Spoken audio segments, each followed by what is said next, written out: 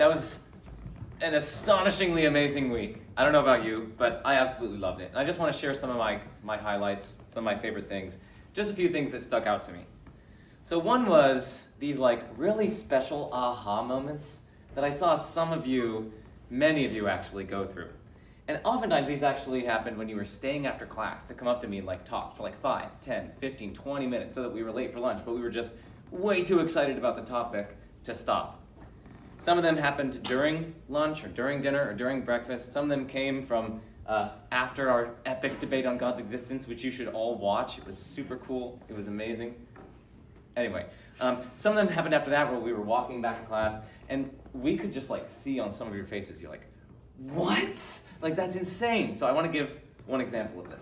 Maybe you're going to be better because you're writing a topic on this. But we were actually like, sharing some of our cutting-edge research from papers that are under review with some of your students. And they were like, their minds were blown at some of the things that we were covering. So one thing that we covered on our walk back from the debate about God's existence, it was Aiden and Harry who were with us. And we were talking about what philosophers call supertasks. So a supertask is when you perform, or some mechanism performs, infinitely many tasks in a finite period of time.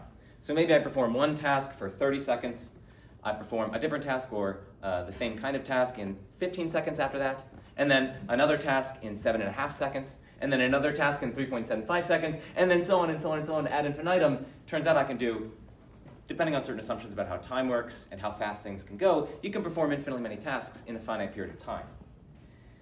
And so we were wondering, because we were talking about religion and all these sorts of things after our God debate, we were wondering about how a Christian might be able to reconcile the existence of hell, so an eternal separation from God, with universal salvation, so everyone is ultimately saved. And we were thinking, and this is what, maybe I'm spoiling what's under review right now. But this is, what we were talking about is maybe we can imagine, so stepping back, sometimes when people take psychedelics, and they experience a divergence in how long temporal duration feels to them compared to how long actually passed in the world. So there are divergences between what philosophers call internal or psychological time and external or physical time.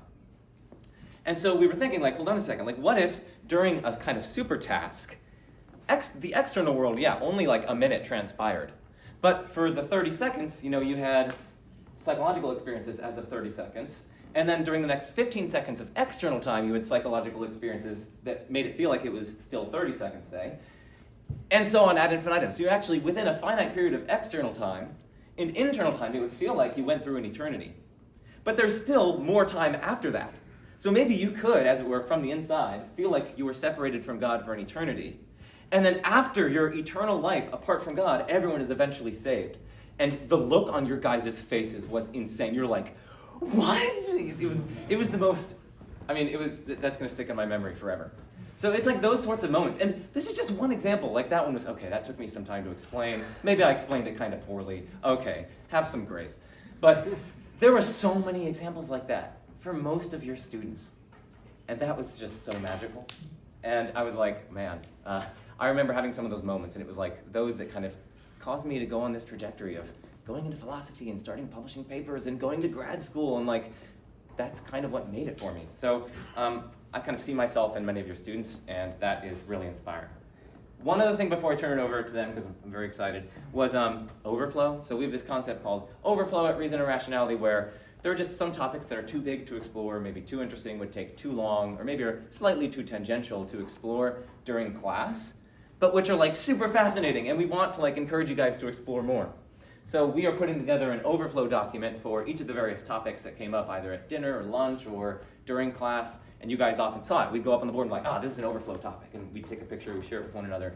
So that's another thing that I'm really excited about, is you guys, just your intellectual curiosity and how you really wanted to push boundaries, explore things further, and we are extremely excited to give you the kind of resources to pursue that further. We're going to be putting book recommendations in there, video recommendations like YouTube channels, the best curated podcasts. Like these are curated by people who are in the philosophical field. We know which podcasts are good and bad. One that we're excited that you guys can check out is The Free Will Show. It's run by 2 different professional philosophers, and it's like a beginner-friendly introduction to free will. They have dozens of episodes. So anyway, I'll end it there. I'm very excited about the overflow document, and that was really a product of you guys. That's your curiosity, and the parents can look at that too. We're going to share it with the parents and the students.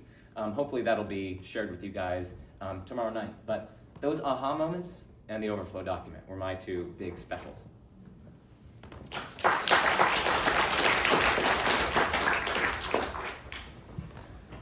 I really enjoyed this week. It was one of the best weeks of my life. I'm not exaggerating. So before I came here, I was a little bit worried that you wouldn't be enthusiastic about thinking through difficult problems like the ones we discussed in class. I thought, are there really that many high schoolers out there who are excited about thinking through some of life's most important questions? And I was just delighted by the uniform enthusiasm I saw from all of you. After the first couple days, I had to start hiding at meals or showing up early so that I could actually eat a full meal before someone came up and started to ask, hey, you told me about compatibilism the other day and you promised we could talk about this at lunch. And I was like, yeah, I did promise. And so we talked about compatibilism for 30 minutes and, I got to eat a piece of broccoli. But I think that's a great problem to have. I was also really inspired at some of your ingenuity. So several of you sort of independently rediscovered important philosophical ideas in class this week. In fact, I think most of the students I had in class, I saw that happen at least once, which means it probably happened for all of you at least once when I wasn't there. So just to give one example, we did a class on the trolley problem. And the trolley problem is a thought experiment proposed by moral philosopher Philippa Foot to help us think about the ethics of trade-offs. And there are different variants of the trolley problem. And I was planning to introduce 4 of them, but I only introduced the first 3. And then the students started introducing their own variants. And several of them I had never seen before. And for all I know, haven't actually been explored in the literature. It's possible they have been, but Harry had one that was it was ingenious. It involved a switch and a barrier that was only reinforced from one direction. And it was, you can ask him about it. I don't even remember all the details. I remember just thinking, wow, this is really interesting. And that's not the only case of that kind of ingenuity that I experienced. So I just appreciate how enthusiastic you all were and how much effort you put into really contributing to class discussion. And I'm happy with how that effort paid off. I'm happy at how successful you all were at developing your powers of reflection and reasoning. So I'm thrilled, and I hope you all come back and do this again with us next time.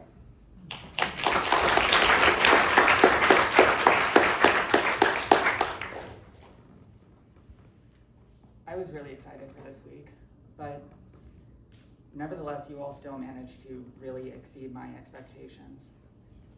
I did not expect the level of depth and intelligence with which you engaged with these issues.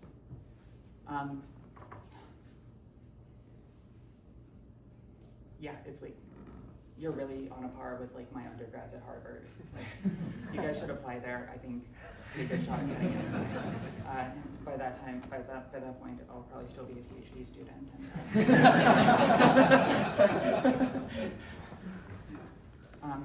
And I really, really appreciate the effort you put into this.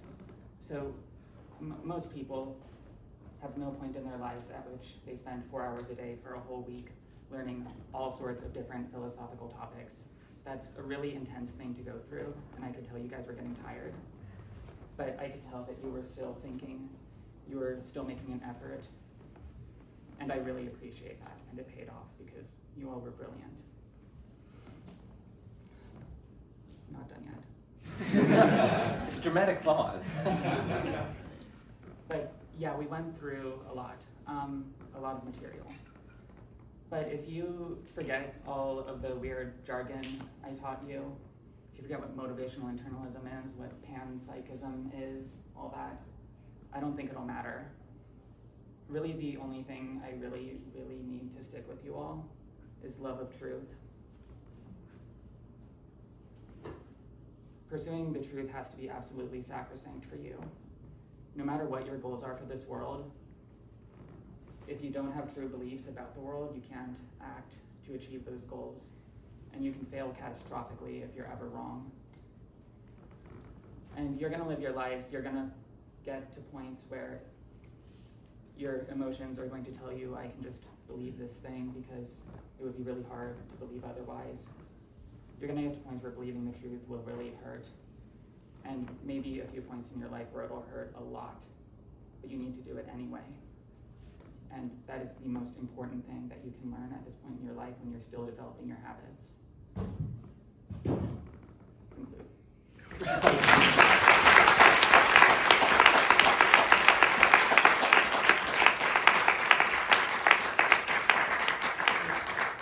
I think some people wanted to share the thoughts, but it's not mandatory. So, oh, Harry! Oh my goodness! Should we yield, No. should we yield the stage? Or Oh, should we- yeah.